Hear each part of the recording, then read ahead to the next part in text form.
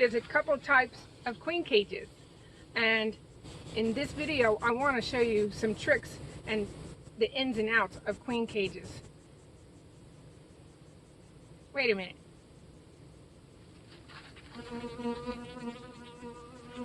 That's better. Anyway, some of us like the attendants left in the cage, and some are of the camp to take the attendants out. So if that's you, and you need to figure out how to take attendants out of a stuffed queen cage, stay tuned and listen up about a couple of queen cages.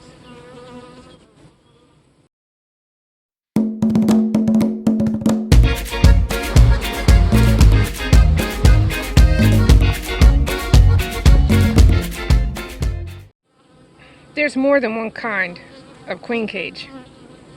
Right here I have an example of two. The third, probably most popular, is the Californian queen cage, and that's a wooden cage with a candy plug. These two are definitely reusable and easy to carry, clean, and use for different purposes in your apiary. So whether you're queen rearing or you're just receiving a queen in the mail, these are two types that you may need to understand. The first I want to go over is the Nycot system. The Nycot is a roller cage.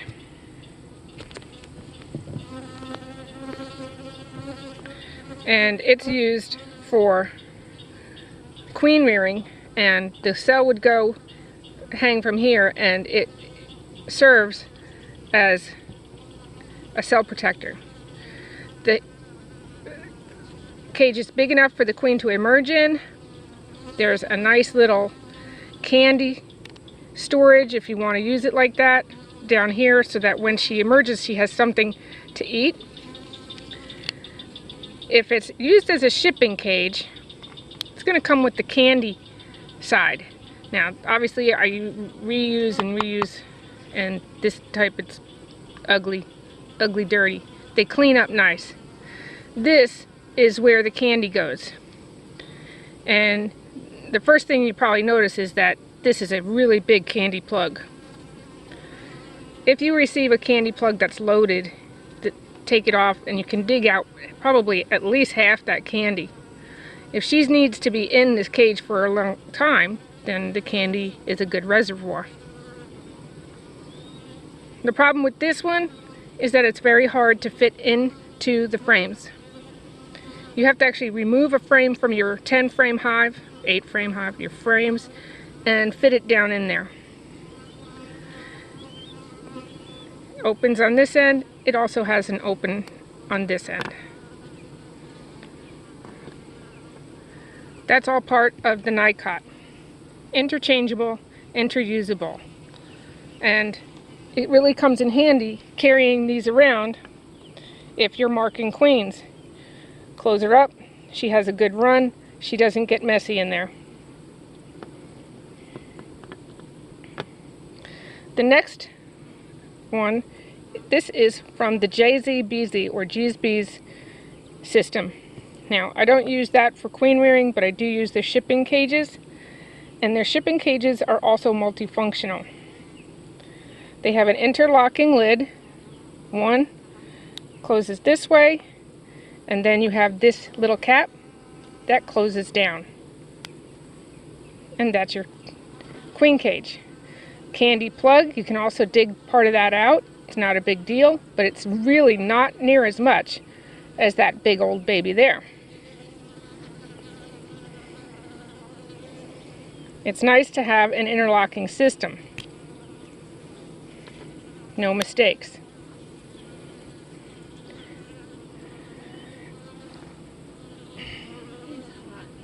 Yeah. When I ship these, and lots of people ship them, they do come with a cap.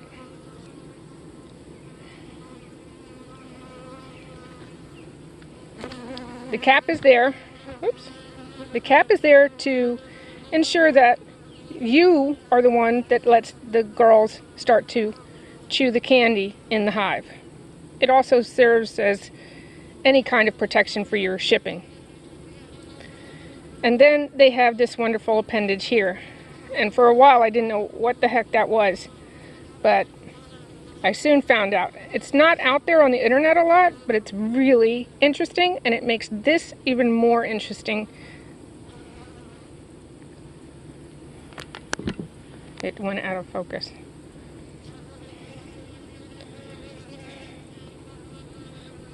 There's the cap, and then this little appendage. What does it do?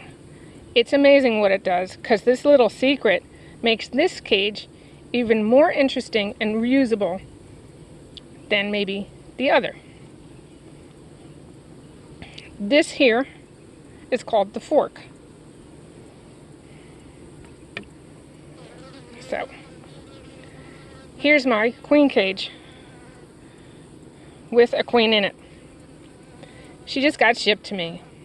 Not really, I just put her in there. Here's her queen cap. Well, if I'm of the camp that says I don't want any attendance, I need to open her up and take out attendance. More than one occasion, I've had sad customers call saying that the queen flew away because they were trying to remove the attendance. The minimum attendant that you should have in your queen cages is 4, and the max is 8. In general terms, I ship 6 to 8, because God forbid she gets caught at the post office. Those attendants are what's keeping that queen alive, besides temperature or smashing, which the post office is nice enough to do. Anyway, so what to do?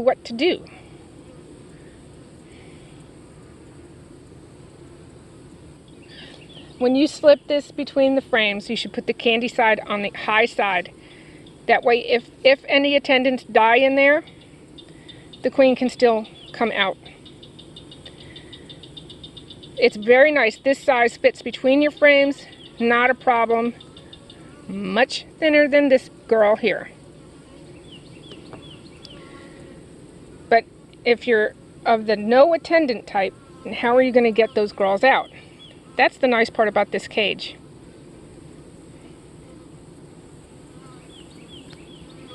At the bottom of this is called, if I can keep it in focus, whoops.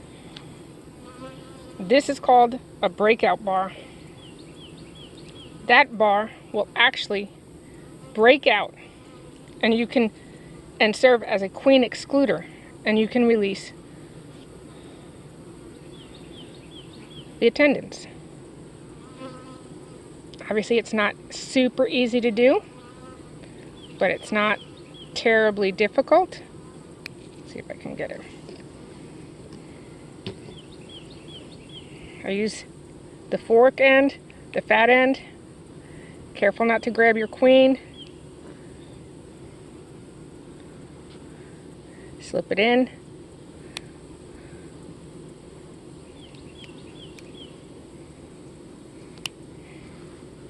And twist and turn a little bit. My hands are too sticky. There it goes. Mom, there's 4 dragonflies on those pieces of grass, and they blend right in.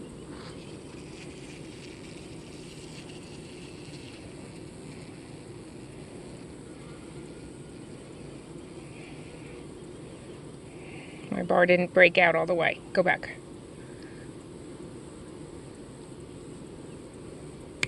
There. There she goes.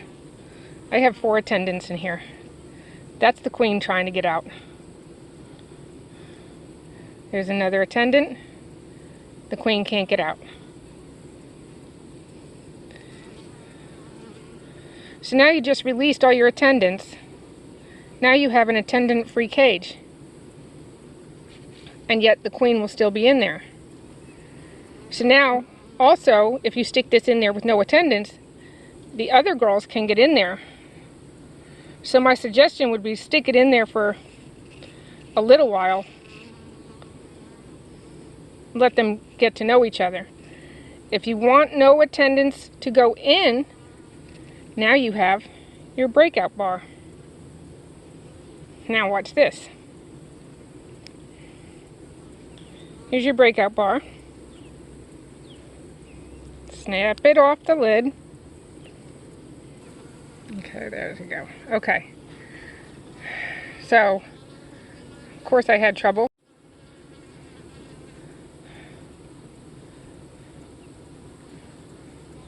Of course I had trouble getting it off the lid, but it works. It comes off. So if you took the attendants out, but you don't want the new hive attendants to go in, you need to close that back up. This acts now as a queen excluder.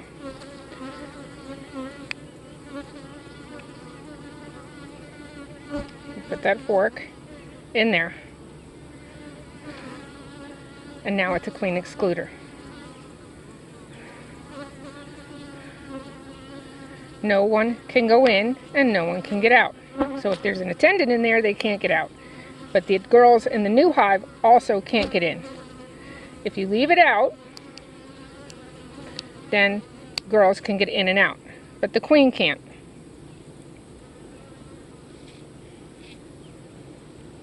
Queen can't get out, but attendants can get in and out. So it all depends on what you want to do. So this is the secret of the JZBZ cage.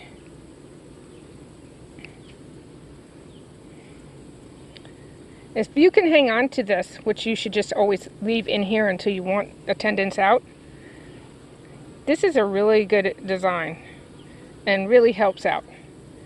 It doesn't cover cells like this. Doesn't give them too much of a run like this can. But for shipping, introduction, this is a great cage.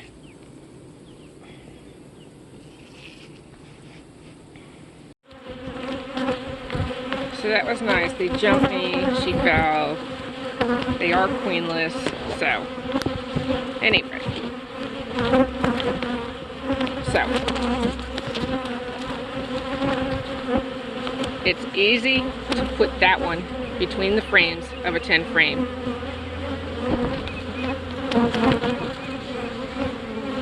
If I leave the fork in, she has attendants to feed her. I put the candy side to the upside so that just in case her attendant dies, does not clog the candy tube area. Just slip it down in there. I didn't have my other frame in, that's why she went right down. So there you go.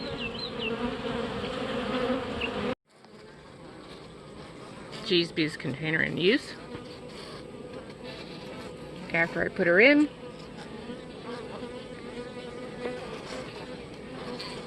a successful release.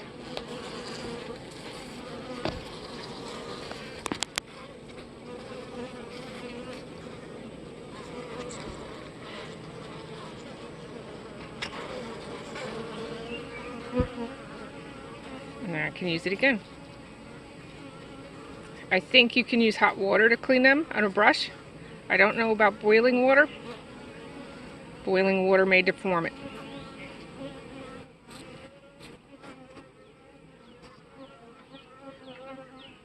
Successful release. Now a queened hive. New queen. So in comparison of the two, this is good if you're doing the Nycot system. Basically shipping maybe a longer distance. These are fine for shipping. If you don't use the breakout bar, they're great for hanging into your pocket so you always have a queen cage. They're great for banking queens. Definitely use a lot less candy. So whatever your needs are on the basis of candy. And then of course there's the California wooden cage of which I only have a picture of because I haven't used those in years. I used to get shipped queens in them, and these are preferable for me. So that's the glory of queen cages.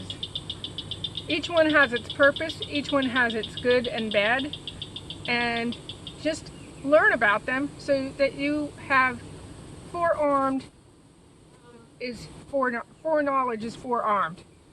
Take care of your queens, take care of your hives. Happy beekeeping. God, it's freaking